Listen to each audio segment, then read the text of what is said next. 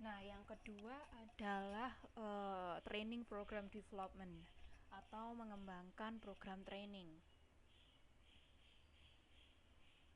Nah, hal pertama yang harus ditentukan dalam mengembangkan program training adalah target dan tujuan.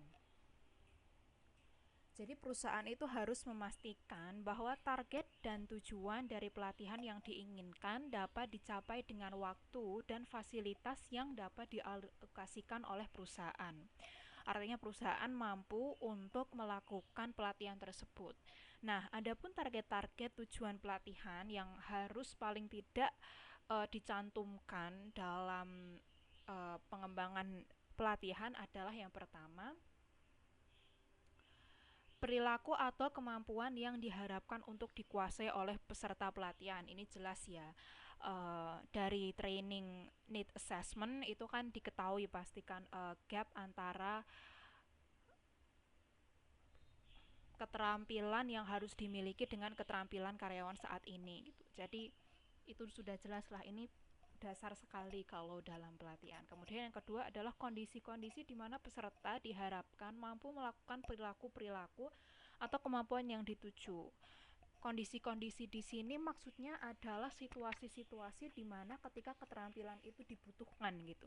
Jadi memang keterampilan itu dibutuhkan karena ada kondisi-kondisi atau situasi-situasi tertentu yang memerlukan keterampilan itu untuk ada gitu, untuk menyelesaikan suatu keadaan.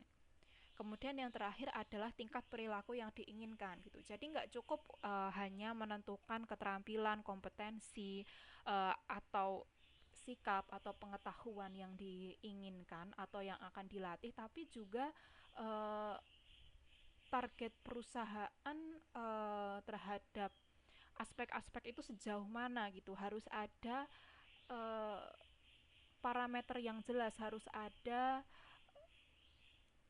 ada standar yang jelas gitu. Misalnya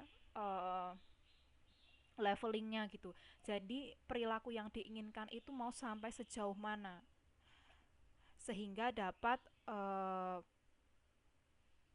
mendukung dapat mendukung tujuan dari perusahaan. Kemudian setelah menentukan target dan tujuan tadi, yang dilakukan hal yang kedua dilakukan adalah memotivasi karyawan. Jadi supaya suatu pelatihan itu dapat berjalan dengan sukses atau efektif, penting sekali untuk memotivasi karyawan untuk yang pertama hadir, kemudian perform dengan baik. Maksudnya menunjukkan perilaku atau hasil dari training itu di tempat kerja. Dan yang terakhir adalah eh, maaf, yang pertama tadi ya menghadiri pelatihan, kemudian yang kedua adalah mengikuti pelatihan dengan baik, yang ketiga mempraktikkan dengan baik ilmu atau apapun yang didapatkan di training itu di perusahaan dengan baik. Nah, yang pertama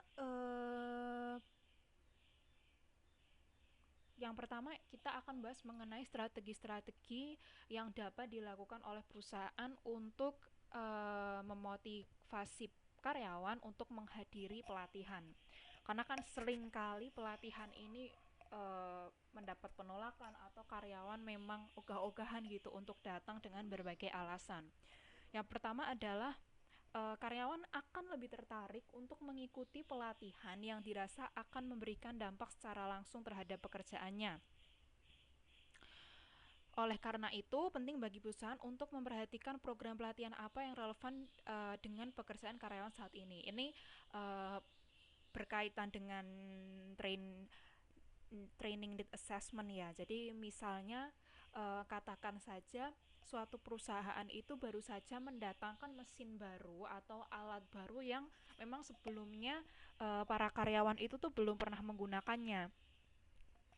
Maka training yang relevan yang akan bisa membuat karyawan itu merasa tertarik adalah training untuk menggunakan mesin-mesin ini, karena itu kan relevan, jelas gitu, training itu akan membantu atau berdampak pada kinerja karyawan. Kemudian yang kedua, membuat program pelatihan yang menarik. Jadi ini kaitannya dengan bisa isi materinya juga penyampaiannya, karena kan ketika program training itu menarik, yaitu secara alami akan mengattract karyawan untuk datang ke pelatihan tersebut. Kemudian yang ketiga, melibatkan karyawan untuk memilih dan merencanakan program pelatihan. Jadi karyawan itu diberikan kesempatan untuk memberikan aspirasinya mengenai pelatihan apa gitu yang mereka butuhkan atau mereka inginkan. Kemudian yang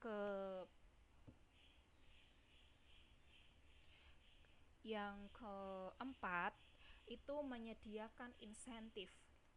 Jadi memang beberapa perusahaan itu menyediakan insentif untuk kehadiran itu. Jadi khusus untuk kehadiran gitu. Bisa berupa uang atau mungkin voucher makan atau sesuatu yang sifatnya itu materi gitu, walaupun kadang tidak berupa uang. Kemudian yang kelima adalah menyediakan konsumsi selama pelatihan gitu ya, misalnya kayak pizza gratis gitu berapa, atau misalnya makan bersama-sama. Nah ternyata menyediakan konsumsi ini juga terbukti gitu bisa meningkatkan motivasi karyawan untuk datang ke pelatihan. Kemudian yang terakhir adalah mengurangi tekanan terkait dengan kehadiran dalam pelatihan. Nah seringkali karyawan itu tidak datang ke pelatihan itu bukan karena mereka tidak mau gitu, tapi karena memang tuntutan pekerjaan itu membuat mereka lebih memilih untuk kerja aja gitu daripada datang ke pelatihan gitu, karena mungkin ada peraturan yang ketat oleh supervisornya, karena kan kadang memang tidak sejalan gitu ya antara atasan dengan bawahan. Maka memang sebaiknya pelatihan ini dilakukan ketika perusahaan ini memutuskan untuk melakukan suatu pelatihan, maka sebaiknya memang pekerjaan-pekerjaan itu karyawan-karyawan itu dibebaskan dari pekerjaan yang dibebankan gitu. Apalagi kalau dilakukan di jam-jam yang memang bertabrakan dengan jam kerja. Nah, setelah memotivasi karyawan untuk datang, maka selanjutnya adalah perusahaan juga harus memastikan nih bahwa karyawan punya motivasi yang baik untuk mengikuti pelatihan dengan baik.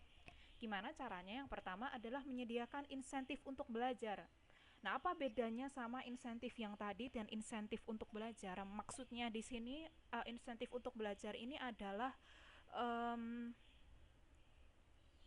perusahaan itu harus menunjukkan bahwa ketika seorang karyawan itu mengikuti pelatihan, kemudian dia bisa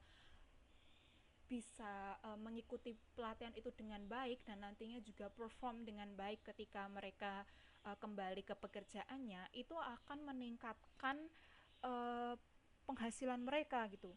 Skill yang meningkat ini juga akan berdampak pada outcome mereka gitu, outcome berupa materi mereka gitu. Jadi bahkan ada ya juga yang perusahaan itu memberlakukan namanya skill based pay. Jadi ada insentif-insentif tertentu yang memang diberikan berdasarkan keterampilan yang mereka miliki. Otomatis ketika mereka ada skill based pay ini, karyawan akan berusaha sebaik mungkin untuk perform dengan baik di dalam proses pelatihan dan aktif sehingga mereka dapat menguasai skill tersebut yang akan berdampak pada outcome mereka. Kemudian yang kedua, memperhatikan minat dan ketertarikan karyawan.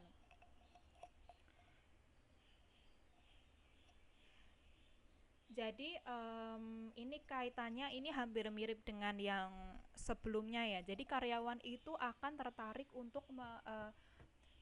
untuk mempelajari sesuatu yang memang membangkitkan semangat gitu. memang memang ada beberapa program pelatihan atau materi pelatihan yang memang secara alami ya itu membangkitkan semangat karyawan, memang mudah menarik karyawan untuk datang. Tapi ada juga beberapa pelatihan yang dirasa membosankan gitu, sehingga penting bagi pembawa materi itu untuk menyampaikannya dengan apik gitu. Misalnya seperti di dalam pelatihannya itu disertai dengan kerja kelompok gitu, atau praktik secara langsung, atau mungkin juga dalam penyampaian materinya diselipi dengan humor seperti itu. Kemudian yang ketiga adalah pemberian umpan balik. eh Maksudnya pemberian umpan balik ini jadi biasanya di beberapa pelatihan itu, mungkin kalau teman-teman juga pernah ikut ya pelatihan-pelatihan untuk mahasiswa, karyawan itu diminta untuk mengerjakan tugas kelompok yang kaitannya, tidak mesti tugas kelompok sih pasti, tapi tugas-tugas tertentu yang ada kaitannya dengan keterampilan atau sesuatu yang diajarkan di dalam pelatihan tersebut gitu. Nah, ketika karyawan itu mendapatkan feedback atau umpan balik atas apa yang dia kerjakan gitu, mereka akan lebih apa ya, lebih engage gitu, um, lebih karena kan mereka nanti tahu ya apa dari pekerjaannya itu sudah sejauh mana mereka mampu mencapai hasil yang ditargetkan dari pelatihan tersebut gitu. Sehingga kalau misalnya mereka ternyata kurang gitu, mereka akan lebih berusaha gitu untuk mengejar ketertinggalan itu. Kemudian yang terakhir adalah memotivasi karyawan untuk mengikuti pelatihan dengan baik. Oh, ini salah ya. Maksudnya memotivasi karyawan untuk mempraktikkan hasil pelatihan di tempat kerja. Jadi ini yang terakhir ya.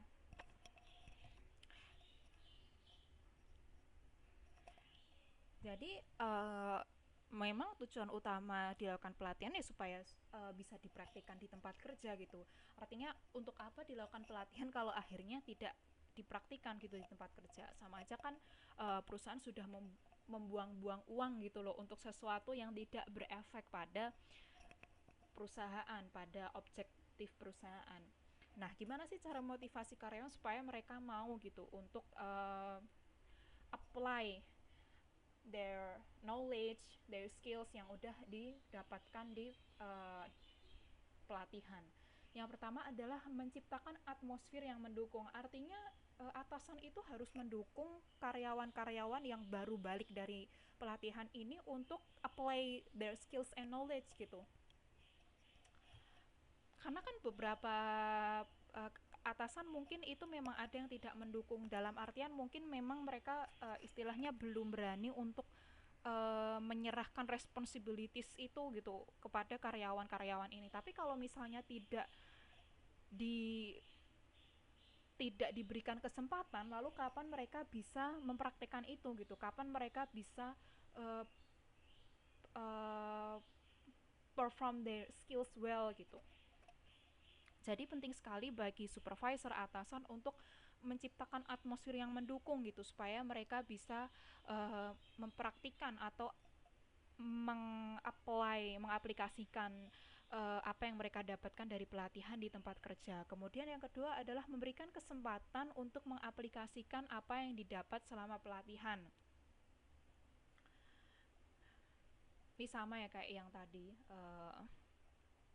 itu supportnya itu dalam bentuk memberikan kesempatan untuk mengaplikasikan apa yang mereka dapatkan.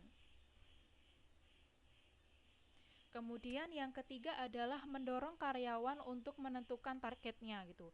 Jadi setelah mereka diberikan pelatihan, berikan mereka kesempatan untuk menentukan targetnya gitu. Jadi supaya mereka itu apa ya, punya patokan gitu loh, punya patokan sejauh mana mereka harus perform gitu, sehingga mereka dapat mengaplikasikan tadi ya dengan baik. Ini ini ada kaitannya dengan yang namanya goal setting theory ya. Nanti teman-teman bisa baca, sepertinya sih di salah satu buku kemarin ada ya. Jadi emang goal setting ini salah satu teori motivasi gitu, dimana dikatakan bahwa goal setting ini bisa meningkatkan motivasi karyawan untuk perform dengan baik. Kemudian yang keempat, program pelatihan memiliki reputasi yang baik. Nah, ini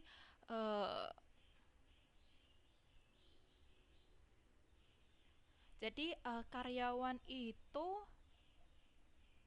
cenderung akan mempraktikkan hasil trainingnya kalau mereka itu percaya bahwa program pelatihan yang telah mereka ikuti itu memiliki reputasi yang baik gitu. Karena ini juga ada kaitannya dengan apa ya, percakapan di antara karyawan gitu. Sehingga ketika memang dirasa reputasinya baik untuk meningkatkan skills mereka, uh, akan apa ya, akan banyak dorongan untuk melakukan karena orang-orang itu memberikan apa ya, review yang baik mengenai pelatihan tersebut. Kemudian yang terakhir adalah melakukan pelatihan di konteks pekerjaan secara langsung. Nah, dengan melakukan pelatihan di konteks pekerjaan secara langsung, perusahaan itu dapat melatih semua karyawan secara bersama-sama gitu, sehingga dalam praktiknya antar karyawan itu bisa saling memberikan feedback satu sama lain gitu. Dan ketika salah satu atau beberapa karyawan mungkin belum bisa menguasai apa yang diajarkan selama pelatihan, karyawan lain bisa gitu berperan sebagai coach untuk membantu mereka menguasai skill tersebut. Jadi intinya sih seperti ini ya,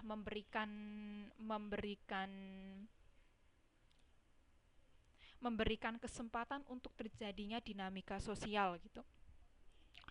Kemudian yang terakhir ya, setelah tadi sudah ditentukan targetnya, tujuannya, kemudian cara memotivasinya, adalah memilih metode pelatihan yang sesuai dengan yang dibutuhkan oleh perusahaan.